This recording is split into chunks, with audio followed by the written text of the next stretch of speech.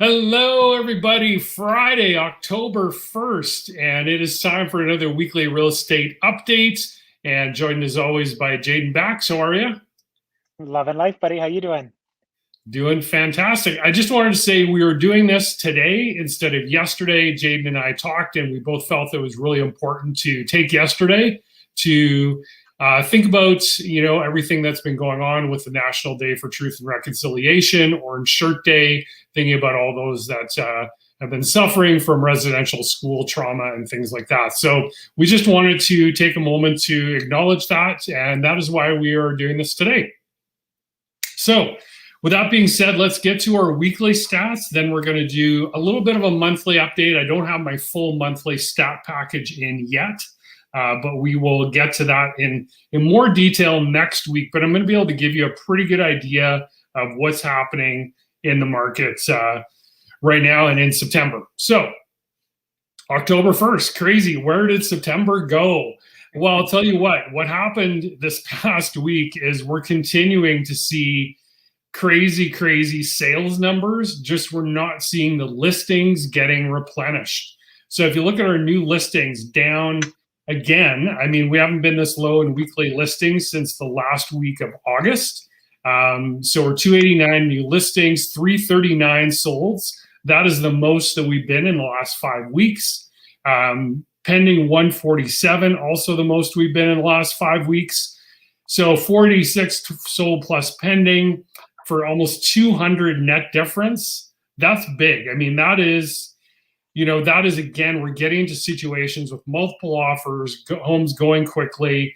I didn't think we'd quite get back to like April, May craziness, but it's kind of feeling that way a little bit again. Look at the detached listings, the total number of detached listings, 2276. And again, that's the lowest we've been in probably in 2 or 3 months, would be my guess. So our total listings also down to 5,304. But that kind of gives you a picture of what's going on in the market. Still very strong on the seller side on detached. And you know what? We're still seeing activity on apartment condos, row townhouses, semi-detached in particular, because it's just a step below. Detached is really strong at this point as well. So what does that mean for you if you're selling? We're kind of back into this whole idea of get it on the market now. Don't wait. You know, if you're going to wait, well, market might come back. We don't know where the market's going to be in 6 months. All we know is what's happening today. And what's happening today is homes are selling quick. We're going to explore that here in a moment with our monthly stat package. Does that surprise you a little bit, Jaden? Yeah, like I guess I'm seeing it a little bit in my business, and because I'm not sure exactly how your stats work, are new build homes from builders included in that new No, listing? that's good. And That's so, right. So and there's that's only where I'm resale. seeing. Yeah, I'm seeing a lot of my recent mortgages being new build homes, and I would Okay. say that has a lot to do probably with that lack of supply on the marketplace, right? Yes. Yeah, exactly. So people are opting for new builds. We're just chatting with a client this afternoon. We're going to go look to at a new quick possession home on the weekend. So here's our stat package. What I'm going to just do is enlarge this a little bit if my mouse will cooperate. So over on the right hand side here, we're going to take a look at September. Let's just take a look at these numbers right here. So we are 58% ahead of where we were 2 years ago and significantly ahead of where we were even last year when the market really started to turn in fall of last year. So we're even ahead of those numbers. So 26% ahead of last year, actually, 58% up from 2 years ago. Excuse me, these are new listings. Now, we are 7% up from 2 years ago, 6% up from last year, but look at the total listings on the market. We're 20% down from 2 years ago, 10% down from last year. Why is that? Because more homes are getting sold. So we can have all the listings coming on the market, but right now there's not enough listings coming on to kind of beat down the pressure from sales. If we scroll over our pendings, up 222% over 2 years ago, 61% over last year. And then if we look at our median price, up 4.94%. I want to wait for this NA right here, which is our benchmark price. In August, it was 9.39% up from the year prior. So I want to find out what that benchmark price is. It takes a little more time for the city or Calgary Real Estate Board to compile that benchmark price. And then if we look at this number over here, which is days on market, really, really important.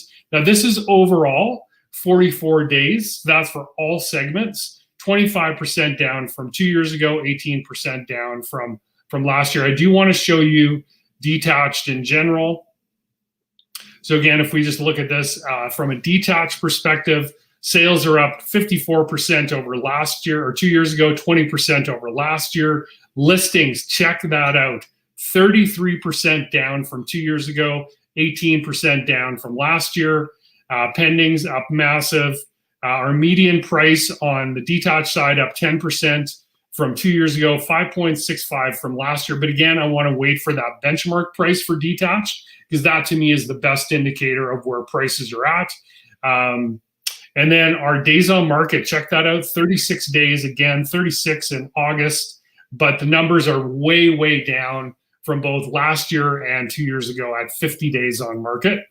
So if we look at our sales year to date on the detached side of things, we're up 86% over last year to date. New listings are up 44%, but again, new listings are somewhat irrelevant if our active listings are down. Does that make sense? Look at the days on market year to date, 31 days on market this year, 50 last year. Of course, we had COVID in there, the beginnings of the lockdowns as well.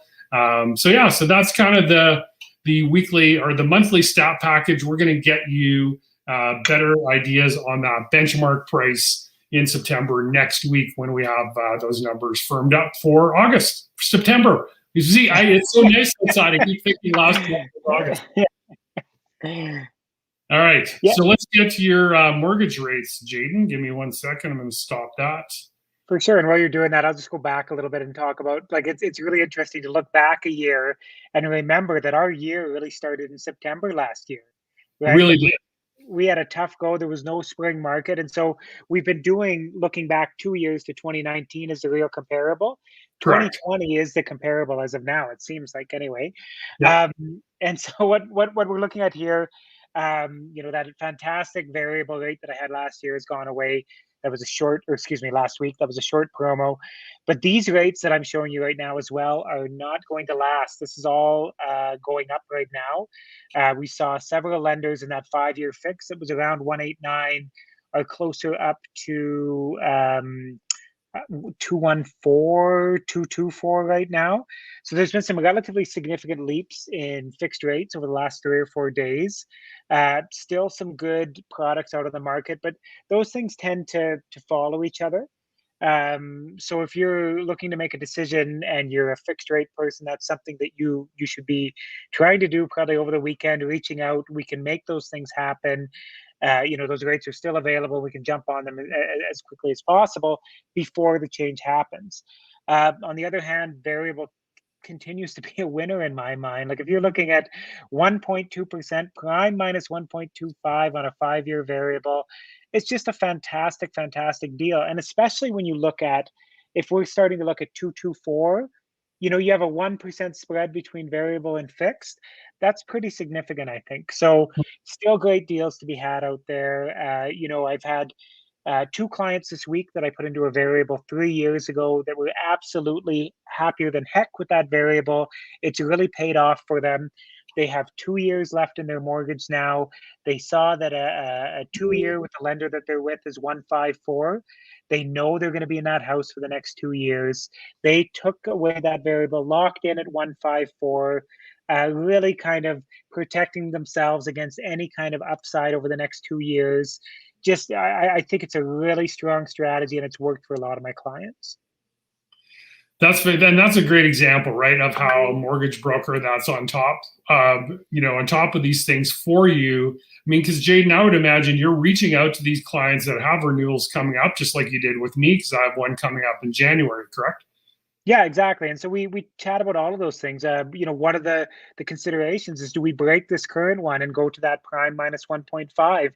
Hmm. But the other side of that is you have this fix that you can lock into, right? So we want to look at all scenarios, give them options on everything. Try to reach out, at least a couple times a year with every client, and when things are changing, where we have a rate decision again in October, one of the eight that happens every year on Prime. And I'm keeping my ear to the ground to see if there will be any changes, so that I can make sure that my clients, even if they're comfortable sticking with their variable, are aware of what their options are. Yeah, for sure. Sweet. Well, that pretty much puts a bow on this one. For all mortgage information, please reach out to Jaden, because as you can tell, he's a rock star on the mortgage side of things. And you know what? If you're considering a sale, if you're considering a purchase, I'd love to chat with you. On the buying side, I would just say you really have to have a plan in place. Know what you really need. When you find the house, obviously you got to take some action again. Because we're kind of back into this whole craziness that we were back in spring. But that's our fall market. We're just seeing a bit more of a return to it. On the selling side, yeah, let's have the conversation, because I think we're in a great position right now. I just wrapped up a sale for a townhouse in Okotoks. And so I'll give you a quick story here. I was on the buying side when my client purchased a bungalow condo in Okotoks for $334,000 with a walkout, fully finished basement. My seller said, "Mark, I want to put mine on the market for $350,000, and I didn't think it was actually going to be worth that much. It sold for $345,000, no walkout, does have a fully finished basement." So that tells you, just in Okotoks on the townhouse side, those prices have gone up 4 or 5% since spring when my client bought that particular walkout. So anyway, there's stuff going on. It's worth a chat. Please reach out. And with all that, have a great weekend, everybody. Have a good one, guys.